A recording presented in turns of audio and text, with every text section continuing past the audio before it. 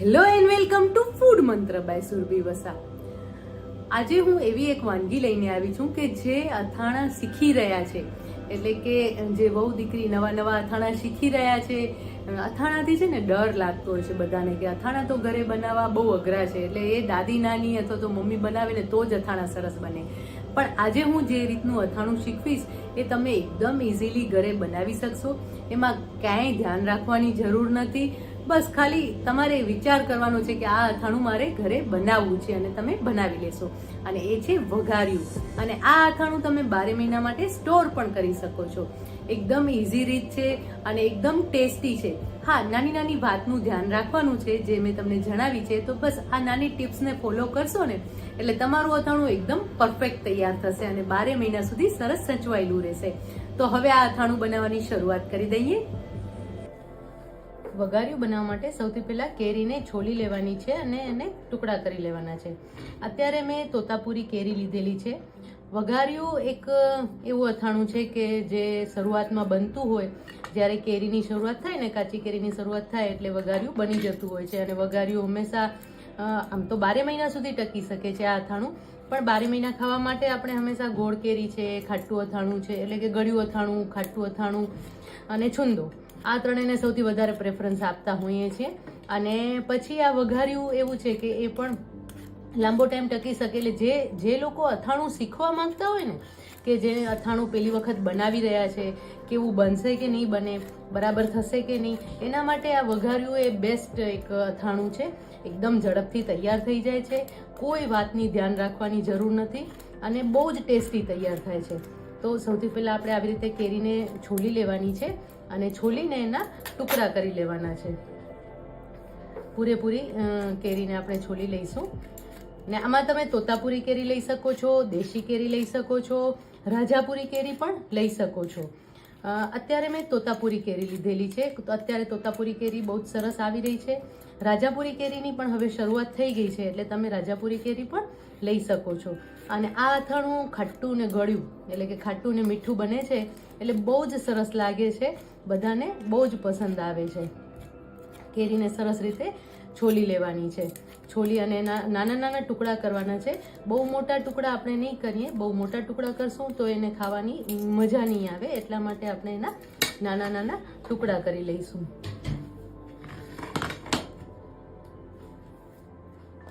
જો હું તમને બતાવી દઉં. ટુકડા કરી અને પછી છે ને એને પહેલા આવી રીતે ટુકડા કરી લેવાના છે.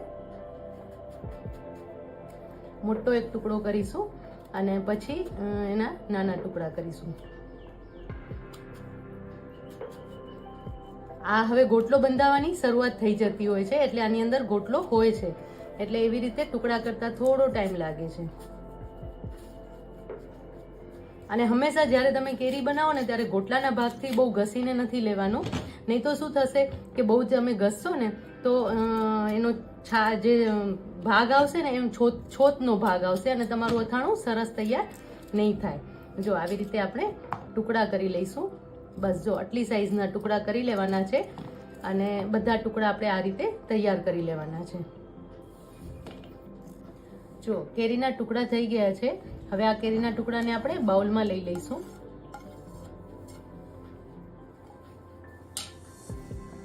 હવે એની અંદર મીઠું ઉમેરી લઈશું. એક મોટી ચમચી એટલે કે 1 ટેબલ સ્પૂન મીઠું લઈશું અને એની સાથે 1 ટીસ્પૂન હળદર લઈશું. આ બે વસ્તુ ઉમેરી અને મિક્સ કરી લેવાની છે. ઘણા લોકો આ વઘાર્યું બનાવતા હોય તો આ પ્રોસેસ નથી કરતા હોતા, ડાયરેક્ટ જ એને કૂક કરી લેતા હોય છે. પણ જો તમે આ પ્રોસેસ કરશો ને તો જે અથાણું છે એ લાંબો ટાઈમ સુધી ટકી શકશે. હવે આ મીઠું અને હળદર લગાવી અને આ જે ટુકડા છે એને લગભગ 2 કલાક માટે રહેવા દેવાના છે. એટલે કે તમે ઘરમાં જ રહેવા દેવાના છે અને પછી આપણે એના ઉપર પ્રોસેસ કરીશું, એટલે કે પછી એનો વઘાર તૈયાર કરીશું. વઘાર્યું બનાવવા માટે 1 ટેબલ સ્પૂન તેલ લઈશું. વઘાર્યું છે એમાં તેલ બહુ વધારે પ્રમાણમાં નથી જરૂર પડતી અને આમ છતાં પણ આ અથાણું બહુ જ સરસ અને એકદમ ટેસ્ટી બને છે. આ એવું કહી શકાય કે ગળ્યું અથાણું કે છુંદો તમે બનાવતા હો ને તો એના જેવો આનો સ્વાદ આવે છે.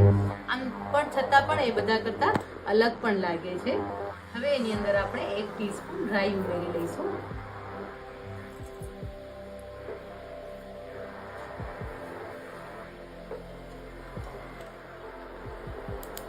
સાથે 2 આખા લાલ મરચાં ઉમેરીશું, 2 તજના ટુકડા ઉમેરીશું અને 2 લવિંગ ઉમેરી લઈશું. હવે એમાં હિંગ ઉમેરી લઈશું. 1 ટીસ્પૂન હિંગ ઉમેરીશું અને ચપટી હળદર ઉમેરી લઈશું. હવે એની અંદર આપણે જે આ કેરી રાખી હતી ને, કેરીને લગભગ 1.5 થી 2 કલાક થઈ ગયા છે અને તમે જોઈ શકો છો કે કેરીની અંદર સરસ પાણી પણ છૂટું પડી ગયું છે. એ કેરી ઉમેરી લેવાની છે.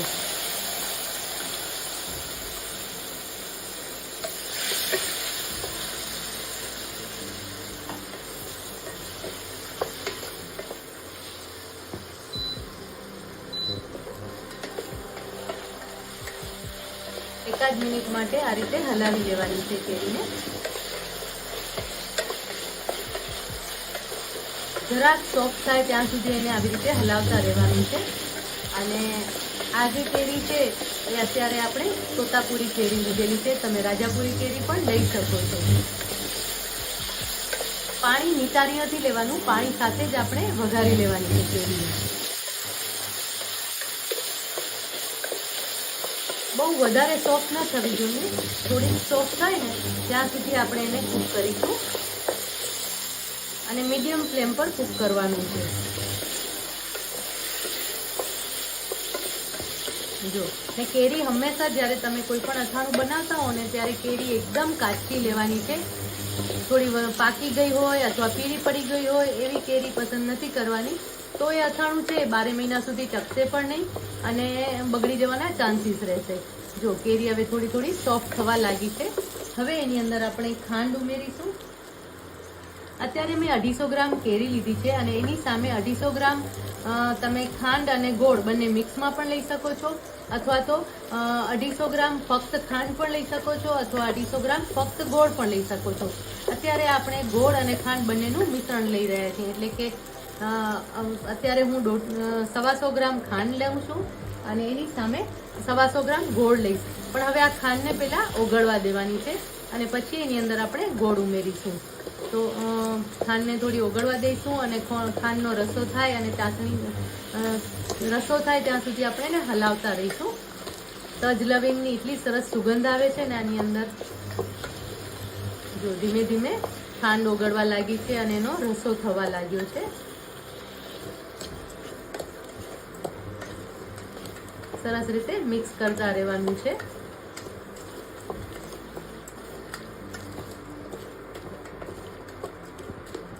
ને આ જે પ્રોસેસ છે એ સ્લો ફ્લેમ પર કરવાની છે, ફાસ્ટ ફ્લેમ પર નથી કરવાની. અને ખાંડ ઓગળી રહી છે અને એની સાથે કેરી પણ ધીમે ધીમે વધારે કૂક થશે. એટલે એને સૌથી પહેલાં જ્યારે આપણે સાંતળીએ ને ત્યારે એને પ્રોપરલી એકદમ કૂક કરી નથી લેવાની. જો એવી રીતે કરશો ને તો જ્યારે આપણે ખાંડ અને ગોળ ઉમેરશું અને પછી પણ એ કૂક થશે ને તો બહુ વધારે પ્રમાણમાં કૂક થઈ જશે અને જે કેરી છે એકદમ ગળેલી લાગશે અને ખાવાની પણ તમને મજા નહીં આવે. એટલે એ વાતનું ખાસ ધ્યાન રાખવાનું છે. કેરીની સિઝનમાં જો અથાણા ઘરે ન બને ને તો મજા જ ના આવે. અને આ અથાણું એવું છે કે તમે ક્યારેય અથાણા નહીં બનાવ્યા હોય ને તો પણ આમ ફટાફટ આ અથાણું જોઈને તમને બનાવવાની ઈચ્છા પણ થઈ જશે અને એનો દેખાવ પણ બહુ જ સરસ લાગે. સ્વાદ તો સરસ જ છે પણ સાથે દેખાવ પણ બહુ જ સરસ લાગે છે. જો એકદમ સરસ રસો છૂટી ગયો છે અને ખાંડ લગભગ ઓગળી ગઈ છે. હવે એને એકાદ મિનિટ માટે ઉકળવા દઈશું.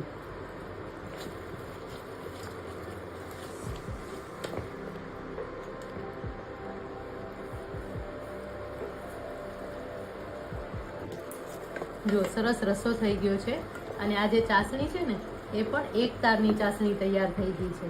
એટલે આટલી ચાસણી તૈયાર થવી જોઈએ. જો તમને દેખાય છે આ એક તાર થઈ રહ્યો છે ને મારા હાથમાં દેખાય છે ને? બસ આ રીતે એક તારની ચાસણી તૈયાર થઈ ગઈ છે. હવે ફ્લેમ ઓફ કરી દેવાની છે. હવે આની અંદર આપણે થોડા પ્રમાણમાં મીઠું ઉમેરી લઈશું. જ્યારે આપણે મીઠું હળદર લગાવીને કેરીને રાખી હતી ત્યારે એની અંદર 1 ટેબલ સ્પૂન મીઠું ઉમેર્યું હતું. ફરીથી આપણે 1/2 ટેબલ સ્પૂન મીઠું ઉમેરી લઈશું.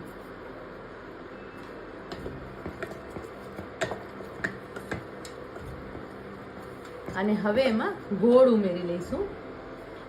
અત્યારે અડધો કપ ગોળ લઈ રહ્યા છીએ, એટલે કે અડધો કપ ખાંડ અને અડધો કપ ગોળ આ બંને ઉમેરવાના છે. હવે ગોળ છે ને આપણે ખાંડ અને ગોળ બંને સાથે નથી ઉમેરવાના, ગોળ પાછળથી ઉમેરવાનું છે. એનું કારણ છે કે ગોળ જો તમે ખાંડની જોડે જ ઉમેરશો ને તો જે રસો છે ને એ તરત જ ઘટ્ટ થઈ જશે. જે ગોળ છે એનો પાયો તૈયાર થઈ જશે અને એના કારણે જે અથાણું છે ને એ વધારે બહુ જ ઘટ્ટ થઈ જશે અને થીક થઈ જશે અને એનો સ્વાદ પણ સરસ નહીં આવે અને એનું ટેક્સચર પણ તમને જે જોઈએ છે એવું સરસ નહીં મળે. જો હવે તમે જોઈ શકો છો કે કેરી પણ છે ને એકદમ ટ્રાન્સપરન્ટ થઈ ગઈ છે, એટલે કે કેરી પણ સરસ ચડી ગઈ છે, રસો પણ સરસ થઈ ગયો છે. અને આ રીતે એક તારની ચાસણી થાય ને પછી એની અંદર આપણે ગોળ ઉમેરવાનું છે અને ગોળને પછી આ રીતે હલાવતા રહેવાનું છે. મિશ્રણ ગરમ છે એટલે ગોળ સરસ ઓગળી પણ જશે અને કૂક પણ થઈ જશે. પછી ફરીથી એકાદ મિનિટ માટે ગોળ એકદમ ઓગળી જાય ને એટલે એકાદ મિનિટ માટે ગરમ કરી લેવાનું છે, જેથી કરીને આપણે જ્યારે પણ અથાણું તૈયાર કરીએ એટલે કે અથાણું બરણીમાં ભરીએ ત્યારે અથાણું સરસ રીતે ટકી શકે લાંબો ટાઈમ સુધી. બસ આ રીતે ગોળને ભાંગી લેવાનું છે. ગોળનો ભૂકો પણ ઉમેરી શકો, ટુકડા પણ ઉમેરી શકો. ગરમ છે એટલે મિશ્રણ સરસ રીતે ઓગળી જશે. તજ લવિંગની પણ બહુ જ સરસ સુગંધ આવી રહી છે અને તમે જોઈ શકો છો કે રસો પણ એકદમ સરસ છે. હંમેશા છે ને અથાણું છે એમાં મસાલો અને રસો એ બંનેનું પ્રપોર્શન જો એકદમ પ્રોપર હોય ને તો જ જે અથાણું છે એ બહુ જ સરસ તમારું બને છે. જો રસો ના હોય અને બહુ જ ઘટ હોય તો પણ સરસ નહીં લાગે.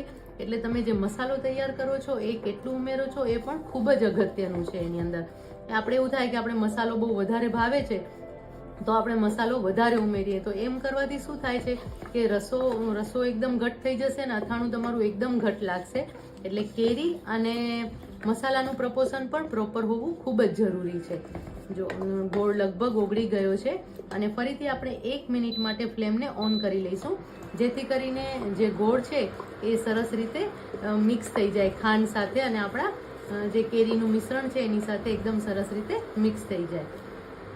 એકાદ મિનિટ માટે જ ચાલુ રાખવાનું છે.